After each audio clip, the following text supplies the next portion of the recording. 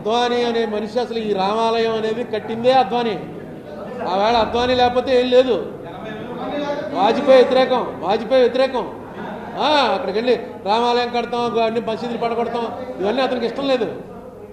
అటువంటిది అద్వానీ అన్నవాడు పట్టుకున్నాడు, ఇది తట్టుకుంటేనే మన ఎలక్షన్ ఎక్కుతామని. ఆ మనిషి ఇవాళ భారతరత్న తీసుకోవడానికి వెళ్ళడానికి ఆయన ఆరోగ్యం బాగున్నప్పుడు తీసుకెళ్ళి స్పెషల్ ఫ్లైట్లో అయోధ్య తీసుకెళ్లారా?